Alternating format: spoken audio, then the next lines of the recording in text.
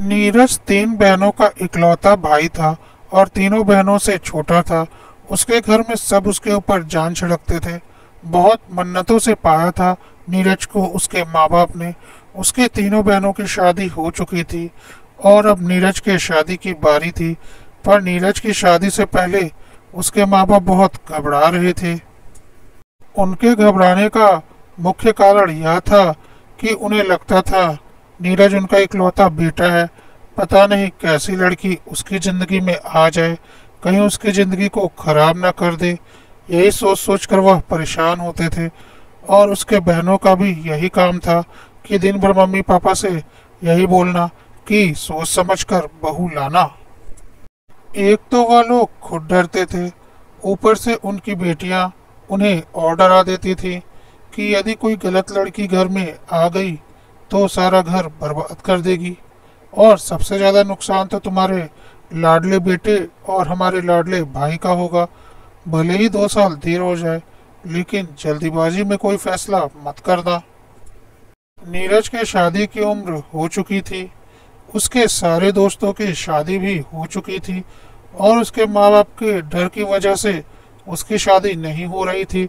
जबकि वह घर का इकलौता वारिस था, अच्छा कमाता था, देखने में बहुत सुंदर था, रिश्तों की कोई कमी भी नहीं थी।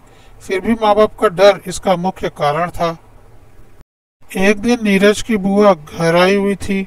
उसने अपनी भाभी को समझाया, देखो भाभी, तुम्हारा डर तो मैं समझ रही हूँ, लेकिन क्या इस डर के कारण तुम अपने बेटे की शादी नहीं करोगी? तुम्हारे बेटे के सारे दोस्तों की शादी हो चुकी है, क्या उसका मन नहीं करता होगा कि उसकी भी शादी हो जाए? लेकिन तुम अपने डर के कारण कितना सोच रही हो। नीरज की माँ ने कहा, हाँ आप बोल तो सही रही हैं और अब नीरज की शादी हो जानी चाहिए। पता नहीं क्यों मन में एक अनजाना सा डर है कि कहीं हमारे बेटे के साथ कुछ अनहोनी ना हो जाए। तो नीरज की बुआ ने बोला, क्या तुमने अपनी बेटियों की शादी नहीं की थी भाभी? उन्हें भी तो अनजाने लड़कों के साथ विदा किया था ना। भाभी, आज आपकी सारी बेटियां अपने अपने घरों में खुश हैं, ना किसी के साथ कोई अनहोनी हुई है ना होगी। यह सब नसीबों की बात होती है। यदि नसीब खराब होगा तो आप लाख सोच लो, रोक नहीं पाओगे, और यदि नसीब अच्छा है तो कुछ भी बुरा नहीं होगा। तो इतना सोचो मत, एक अच्छी सी लड़की देखकर नीरज की शादी करो, उसकी उम्र निकल रही है। नीरज की बुआ ने बोला, आप बोलो तो एक लड़की मेरी नज़र में है, बहुत ही मासूम प्यारी सी लड़की है, आपको एक नज़र में भा जाएगी। वैसी लड़की आज के ज़माने में मिलनी मुश्किल है। मेरे ससुराल के रिश्ते की है, बोलो तो बात चलाऊं। नीरज की माँ ने बोला, अच्छा ठीक है, आप बात आगे बढ़ाएं। और बुआ ने लड़की वालों से बात चला दी। धीरे धीरे बात आगे बढ़ी। एक एक करके नीरज के माता पिता और सारी बहनों ने लड़की को देखा। सच में लड़की बहुत ही प्यारी, मासूम और खूबसूरत थी और अच्छी खासी पढ़ी लिखी भी थी, हर तरह से योग्य थी। सबको लड़की बहुत पसंद आई और नीरज की माँ को लगा बस यही लड़की हमारे घर की बहू बननी चाहिए, और शादी तय हो गई। लड़का लड़की की सगाई करके 3 महीने बाद शादी की तारीख पड़ी। अब नीरज की सगाई हो चुकी थी और उसके माँ बाप का डर और ज्यादा उनके ऊपर हावी हो चुका था कि अब तो नीरज की शादी हो जाएगी। पता नहीं हमारे बेटा अब हमारा रहेगा या नहीं, पता नहीं बहू उसे हमारे करीब रहने देगी या नहीं, कहीं उसे लेकर अलग ना हो जाए, और ना जाने क्या क्या। ऊपर से नीरज की तीनों बड़ी बहनें समय समय पर फोन करके माता पिता को और भी ज्यादा डराती रहती, जो आग में घी डालने का काम कर रहा था। कभी बोलती थोड़ा दबा कर रखना, नहीं तो तुम्हारे इकलौते बेटे को लेकर फुर्र हो जाएगी। कभी बोलती ज्यादा प्राइवेसी मत देना, नहीं तो तुम्हारे खिलाफ ही भड़काएगी। कभी कुछ कभी कुछ। नीरज अपनी होने वाली बीवी से जब भी फोन पर बात कर रहा होता, उसकी माँ कुछ ना कुछ बहाना बनाकर उसके पास ही बैठी रहती और वह उससे ठीक से बात नहीं कर पाता। और यदि वह वहां से उठकर जाने लगता तो उसके पिता भी उसके साथ घूमने लगते और फिर उसे फोन रख देना पड़ता था। कभी कभी उसे बहुत गुस्सा आता था। उसे समझ में नहीं आ रहा था कि उसके माता पिता ऐसा क्यों कर रहे हैं, उसे बिल्कुल भी एकांत नहीं देते हैं। क्या उन्हें समझ में नहीं आता कि अब उसकी शादी होने वाली है और उसे प्राइवेसी चाहिए, लेकिन वह खुलकर अपने माता पिता को कुछ बोल नहीं पा रहा था। उधर उसकी होने वाली पत्नी को भी बड़ा अजीब सा लग रहा था। लेकिन नीरज के माता पिता तो अपने अनजाने डर से घिरे हुए थे कि अब उनका बेटा उनके हाथों से निकल जाएगा, और वह अपने इकलौते बेटे को किसी भी तरह अपने पास ही रखना चाहते थे। और उसकी बहनों की बातें और आग में घी डाल रही थी। इस तरह से 3 महीने बीत गए और नीरज की पत्नी विदा होकर नीरज के घर आ गई। बहू के घर में आने के बाद से नीरज की माँ और बहनों ने बिल्कुल भी नीरज और उसकी पत्नी को एकांत नहीं दिया। रात में भी वह कोशिश करते कि अधिक से अधिक समय तक नीरज उनके साथ ही बैठा रहे, और सुबह होते ही नीरज के रूम में जमावड़ा लग जाता। नीरज और उसकी पत्नी परेशान हो चुके थे। एक तो नई शादी, ऊपर से कोई प्राइवेसी नहीं।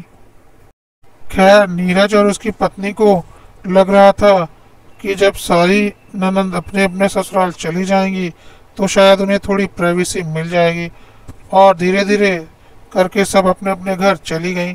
लेकिन जाने से पहले माँ को अच्छे से समझा कर गईं कि बहू और बेटे को ज़्यादा अकेला मत छोड़ना, कहीं अकेले मत जाने देना, नहीं तो तुम्हारा बेटा तुम्हारे हाथ से गया। उधर नीरज के घर में बस नीरज के माता पिता, उसकी बीवी और वह खुद था। काम तो ज़्यादा था नहीं।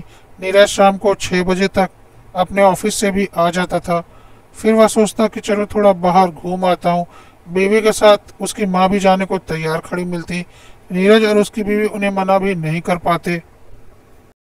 यदि घर में ही दोनों कुछ पल एकांत में बिताना चाहते तो वह भी संभव नहीं था, क्योंकि उनके माता पिता हर वक्त उनके आसपास ही रहते, जबकि घर में जगह की कोई कमी नहीं थी। नीरज को समझ में नहीं आ रहा था कि वह क्या करे, पर कहीं न कहीं उन लोगों को यह अंदाजा था कि उसके मम्मी पापा खुद को असुरक्षित महसूस कर रहे हैं। नीरज ने सोचा, चलो कुछ दिनों के लिए अपनी पत्नी को लेकर कहीं घूम आते हैं, तब तो हमें थोड़ी प्राइवेसी मिलेगी। और उसने अपनी माँ से बोला, मम्मी हम लोग हनीमून पर शिमला जाना चाहते हैं। उसकी माँ ने उसे उस वक्त तो कुछ नहीं बोला और बोला, ठीक है तुम तैयारी कर लो। लेकिन उनके जाने के ठीक एक दिन पहले तबीयत खराब होने का बहाना बना दिया। नीरज और उसकी पत्नी शिमला नहीं जा पाए। उसके कुछ महीनों बाद उन्होंने दोबारा कश्मीर जाने का प्रोग्राम बनाया। इस बार उनके पिता की तबीयत खराब हो गई और फिर उनका प्रोग्राम कैंसिल हो गया। अब नीरज और उसकी पत्नी परेशान हो चुके थे और उन्हें बहुत अच्छे से पता था कि उन्हें जानबूझकर अकेले वक्त बिताने नहीं दिया जाता, जो कि सरासर गलत है। अब नीरज की पत्नी ने अपनी माँ को फोन करके सारी बात बताई और बोला, पता नहीं क्यों मेरे सास ससुर को ऐसा लगता है कि मैं उनके बेटे को लेकर अलग हो जाऊंगी, जबकि ऐसा कुछ भी नहीं है।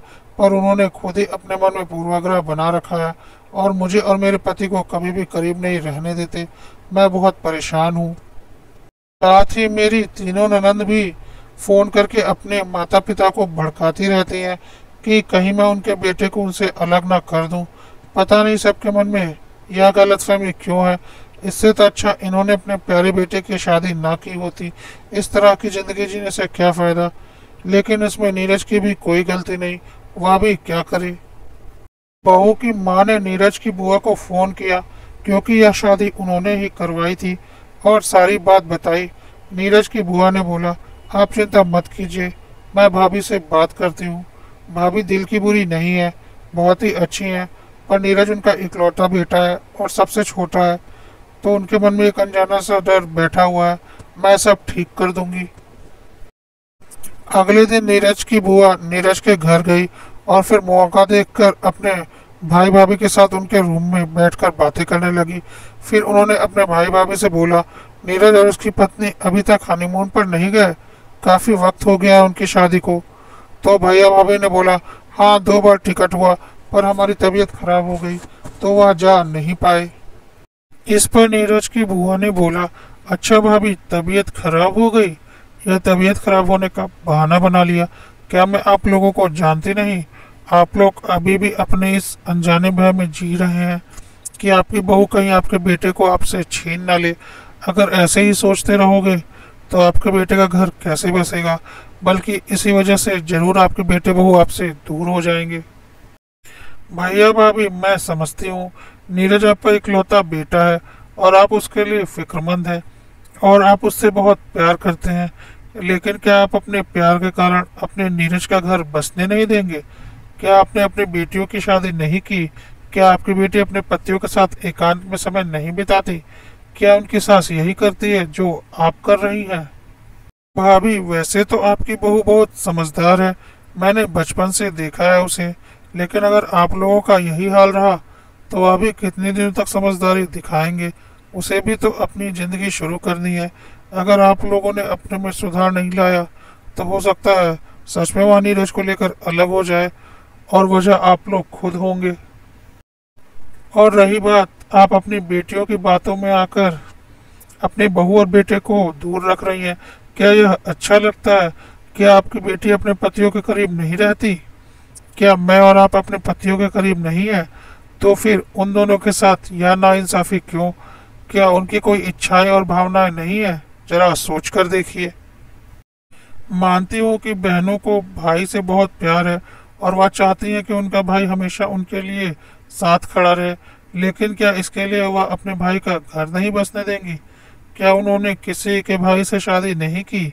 मानती हूँ आप दोनों को अपने बेटे से बहुत प्यार है, तो क्या आप नहीं चाहते कल आपके बेटे का परिवार भी आगे बढ़े?